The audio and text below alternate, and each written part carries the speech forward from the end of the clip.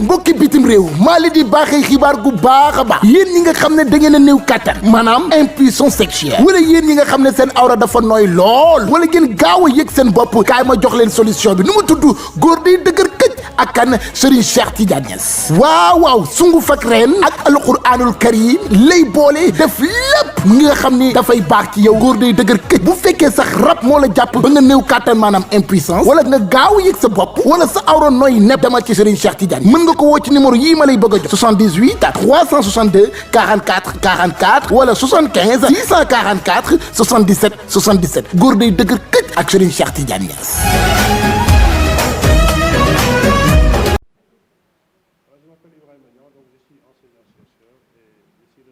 Chercheur principal de ce projet de recherche qui est initié par PASCAR et la Fondation Mastercard.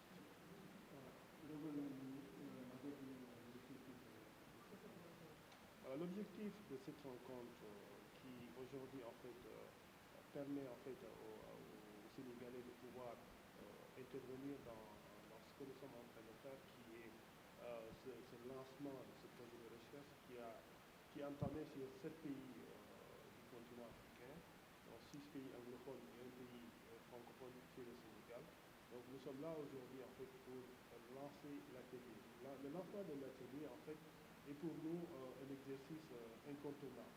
Parce que pour nous en fait la démarche de recherche telle qu'en fait nous la voulons, c'est une démarche qui fait participer en fait les acteurs dans la construction des outils de travail. C'est ce qu'on appelle une démarche de co-construction. Il y a une partie que les chercheurs en fait gèrent dans tout exercice de recherche. Il y a aussi les acteurs qui sont concernés dans ces exercices de recherche-là. Donc pour nous en fait, il n'est pas normal que les chercheurs en fait définissent l'agenda de travail à partir de leur laboratoire de recherche ou de leur tour d'ivoire. Il faut à l'entame du travail impliquer les parties prenantes, c'est-à-dire dans cet exercice-là, l'exercice auquel nous avons convié en fait des jeunes issus de différents horizons, mais aussi de différentes organisations. L'idée, c'est de les présenter le projet. Après les avoir présenté le projet, de co-construire avec eux le projet. Parce que l'objectif, c'est d'ici 2030, avec le soutien de la Fondation Mastercard, pouvoir atteindre en fait la création de 30 millions d'emplois en Afrique. Et pour cela, en fait, il faut prendre en compte les aspirations des jeunes, mais aussi la dimension résilience. Parce que quand on parle de résilience, c'est en rapport à un contexte difficile, le contexte auquel en fait nous faisons face aujourd'hui, c'est le contexte de la Covid-19. Donc la Covid a impacté sur les activités des uns et des autres. Et avant cela aussi, nous savons tous que le continent africain fait face à d'énormes défis. Et parmi ces défis, il y a ce qu'on appelle le défi démographique. Et dans ce défi démographique-là, les spécialistes disent que le continent africain traverse une période de dividende démographique, c'est-à-dire que c'est une période à laquelle en fait vous avez une population de jeunes importante, et cette population-là, si vous trouvez le moyen de pouvoir les accompagner, les faire intégrer en fait les circuits de développement, vous allez pouvoir en fait connaître un taux de croissance élevé. À partir de ce moment donc, le fait de faire face au défi démographique qui fait que sur le marché, il y a tous les ans 300 000 jeunes qui arrivent dans le marché de l'emploi, il faut donc pouvoir y remédier. Comment y remédier? Il faut anticiper. Comment anticiper? Il faut prendre en compte les aspirations des jeunes. C'est-à-dire écouter la voix des jeunes aujourd'hui. Donc, la raison pour laquelle en fait nous lançons cette activité, c'est d'écouter la voix des jeunes. Que les jeunes nous disent, par exemple, qu'est-ce qu'ils veulent en fait pour leur futur. Comment en fait ils conçoivent leur futur. À partir de ce moment, je pense qu'ensemble, avec les réflexions qui vont être faites et qui sont déjà faites aussi par les différents théoriciens que nous avons invités dans cet atelier-là, parce que ce sont des spécialistes de ces questions de jeunesse-là, mais en intégrant en fait les jeunes dans cette perspective-là, je pense qu'ensemble, dès le commencement de ce travail de recherche, si les jeunes sont impliqués, les parties prenantes sont bien identifiées, je pense qu'à l'issue de la fin de cette recherche-là, les résultats que nous allons recueillir, nous pourrions les implémenter avec aussi la partie gouvernementale qui est impliquée aussi dans ce que nous sommes en train de faire, parce que vous savez mieux que moi, il y a des agences, des institutions du gouvernement qui sont impliquées dans la catégorie jeunesse, mais aussi concernant aussi les femmes. Donc c'est ça en fait, grosso modo, l'exercice en fait de cette activité aujourd'hui. Et pour la création d'emplois, ça fait à quoi plutôt? Bon, la création d'emplois, l'idée c'est qu'à la base, avec la fondation Mastercard, qui est disposée en fait à mettre les moyens pour accompagner les jeunes, la fondation veut en fait intervenir. Mais pour intervenir, il faut que la fondation puisse disposer en fait des données sur lesquelles en fait elle va pouvoir travailler et agir en fait sur le continent en permettant en fait cet objectif d'atteinte de 30 millions d'emplois d'ici 2030. Et pour cela, à la base, je pense qu'il y a des préalables, et parmi ces préalables-là, il y a le travail de recherche que nous sommes en train de faire et que nous allons faire avec les parties prenantes qui vont être identifiées aujourd'hui, mais aussi avec le concours des agences de l'État. Pouvez-vous nous expliquer le Bon, aucun secteur n'est exclu. Ce qui est fondamental pour nous, c'est qu'il y a la dimension jeunesse et la dimension femme qui, pour nous, sont en fait incontournables dans ce travail-là. Donc tous les secteurs d'activité sont concernés par l'atelier et par la recherche. ñuy waxee gëstukat bu PASGAR fii ci Sénégal di liggéey boo xam ne PASGAR ak fondation Mastercard ñoo koy def fii ci Sénégal donc tey jii nii dañ fi ñëw pour dëgmal liggéey bi ñuy dëgmal mu war a jëm ci ñaari at di gëstu boo xam ne dañ koy def ci wàllu lan la ndaw ñi di mbébét lan la ndaw ñi aussi di yaakaar ci seen ëllëg fii ci réew mi loolu moo tax tey ñu ñëw fii donc li ñu fiy liggéey mooy dañu ñëw ànd ak waa gouvernement bi ministère de la jeunesse représenté leen par le chef du suivi évaluation muy monsieur Atoumane Gueye aussi direction de la solidarité nationale aussi monsieur Mamadou Ndaw aussi ñëw fii donc ñoom ak aussi conseil national de la jeunesse parce que ñun aussi conseil national de la jeunesse partie prenante la bu importante ci li ñuy def boo ci boolee aussi y a beaucoup de jeunes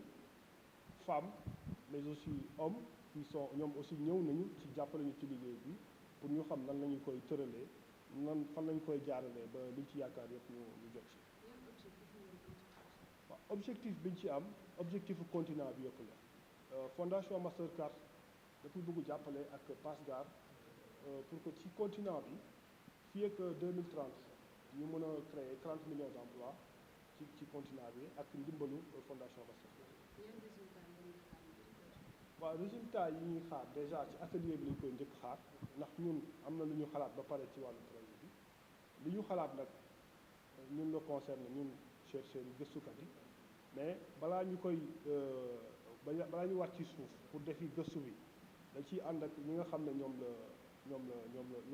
la war lu njëkk mooy ñuy xale yi c'est-à-dire jeunes yi donc jeunes yi bu ñu ci waxtaan ak ñoom ba pare ba ñu d'accord ne li ngeen tëral ci wàllu gëstu baax na jekk na donc war ngeen mën a dem defi gëstu bi donc bu ñu ko defee noonu am nañu yaakaar ne résultat yi dina baax.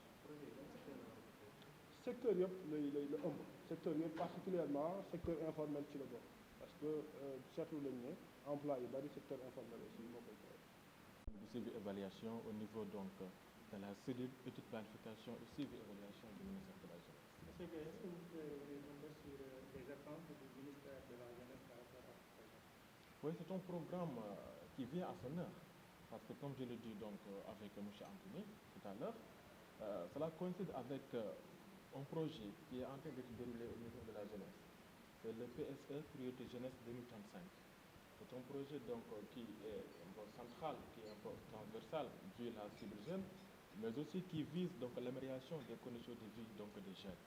Et pour cela, il va falloir faire une structuration donc de ce projet-là. Et on est en train de le faire avec le BOSS et aussi donc le système des Nations Unies.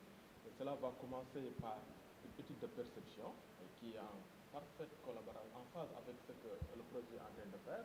Et au sortir donc de ce projet, il va falloir donc avoir des éléments, des indicateurs et des statistiques valables pour apporter leur contribution quant à l'amélioration donc de la qualité du capital humain jeune. Ce projet intervient dans un contexte marqué par la pandémie de Covid-19.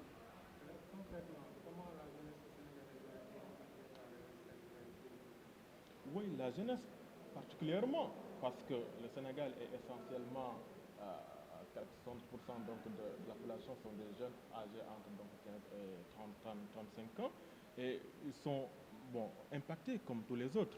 Mais vu la précarité donc, de l'emploi, certains ont beaucoup perdu de leur emploi. Et cela, donc, ce sont des études, des résultats qui sont donc observés sur le terrain et il va falloir corriger, faire de telle sorte que la jeunesse sénégalaise soit beaucoup plus résiliente pour pouvoir faire face à ces crises-là. Au ministère de la Jeunesse, il y a un projet de protection sociale des jeunes contre donc, les maladies précoces, contre le tabagisme, la drogue, mais contre donc, certaines maladies. Et la leçon apprise, c'est que on n'est pas à l'abri donc, de gens pathogènes. Donc il va falloir redynamiser tout cela et être prêt. Préparer la jeunesse aussi pour pouvoir faire face à ces gens donc faire face donc aux caméras, d'accord, pour pouvoir donc préparer la jeunesse à être prêt donc par rapport à ces gens donc d'imprévus. D'accord, mais non, par rapport à ce projet, quel appui va fournir la ministère? Comme faisait donc le ministère de la Jeunesse pour les autres organisations. Le ministère de la Jeunesse a d'abord donc peut appuyer techniquement. Vous savez que le ministère de la Jeunesse a une ramification un peu partout donc, dans ce pays-là. Et quand on parle de territorialisation des politiques publiques, c'est de trouver les jeunes là où ils sont. Et le ministère de la Jeunesse, avec ses structures déconcentrées, surtout les CEDEPS, et ces maisons de jeunesse et de citoyenneté qui sont en train d'être construites, c'est un appui fort. Donc si le projet s'appuie principalement sur le ministère de la Jeunesse, il aura accès directement aux jeunes, la principale cible. Autre chose, c'est que nous avons aussi nos bases de données, nous avons nos associations cibles, nous avons donc le Conseil national de la jeunesse, qui est l'instance fêtière de toutes ces associations de jeunes-là. Donc ce sont ces atouts-là sur lesquels, si le projet s'appuie là-dessus, à travers le ministère de la Jeunesse, on peut espérer des résultats probants et dans les meilleurs délais. Effectivement, si le projet s'appuie sur les structures du ministère de la Jeunesse et les partenaires premiers du ministère de la Jeunesse, qui sont les jeunes, je pense que le projet peut couvrir les 4 régions. Parce que pourquoi? Dans chaque région du Sénégal, il y a un service régional de la jeunesse. À la tête donc, de quel service il y a un inspecteur de la jeunesse. Et dans chaque région, il y a au moins 3 centres départementaux d'éducation populaire et sportive, CEDEPS. Et c'est dans ces centres-là que les jeunes sont formés. Donc je pense que si le projet s'appuie sur les structures du ministère de la Jeunesse, nous pouvons réussir la territorialisation donc, de ce projet-là.